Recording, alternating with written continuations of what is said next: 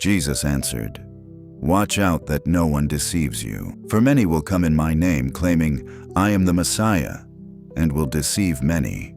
You will hear of wars and rumors of wars, but see to it that you are not alarmed. Such things must happen. Nation will rise against nation, and kingdom against kingdom. There will be famines and earthquakes in various places. All these are the beginning of birth pains. Then you will be handed over to be persecuted and put to death, and you will be hated by all nations because of me. At that time many will turn away from the faith and will betray and hate each other, and many false prophets will appear and deceive many people. Because of the increase of wickedness, the love of most will grow cold, but the one who stands firm to the end will be saved. And this gospel of the kingdom will be preached in the whole world as a testimony to all nations, and then the end will come. So, when you see standing in the holy place the abomination that causes desolation, spoken of through the prophet Daniel, let the reader understand. Then let those who are in Judea flee to the mountains. Let no one on the housetop go down to take anything out of the house. Let no one in the field go back to get their cloak. How dreadful it will be in those days for pregnant women and nursing mothers. Pray that your flight will not take place in winter or on the Sabbath, for then there will be great distress, unequaled from the beginning of the world until now, and never to be equaled again.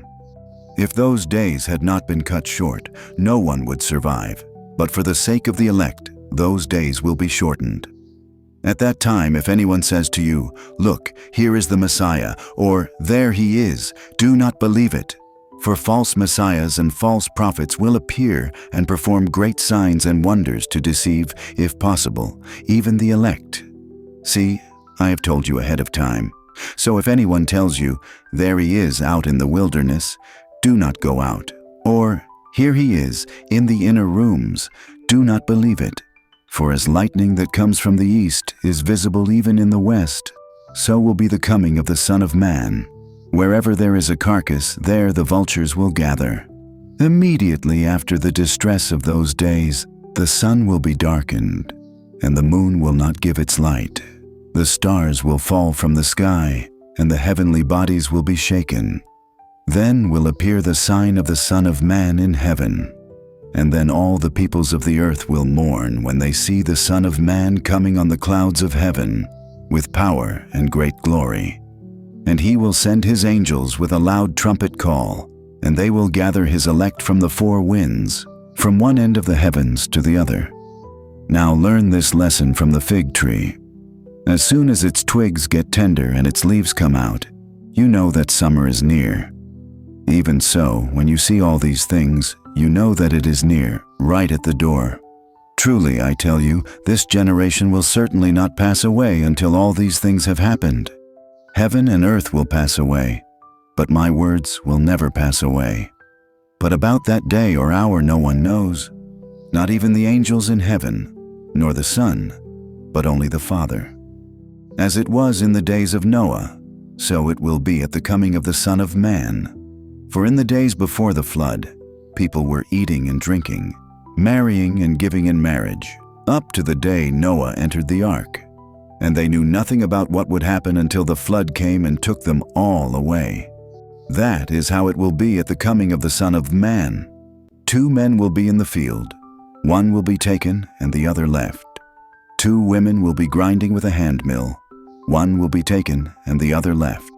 Therefore keep watch, because you do not know on what day your Lord will come.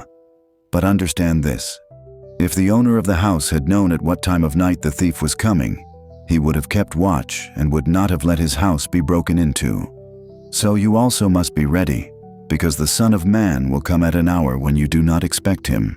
Who then is the faithful and wise servant, whom the master has put in charge of the servants in his household to give them their food at the proper time?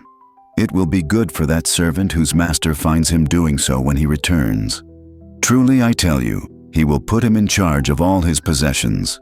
But suppose that servant is wicked and says to himself, 'My master is staying away a long time,' and he then begins to beat his fellow servants and to eat and drink with drunkards. The master of that servant will come on a day when he does not expect him, and at an hour he is not aware of. He will cut him to pieces and assign him a place with the hypocrites, where there will be weeping and gnashing of teeth.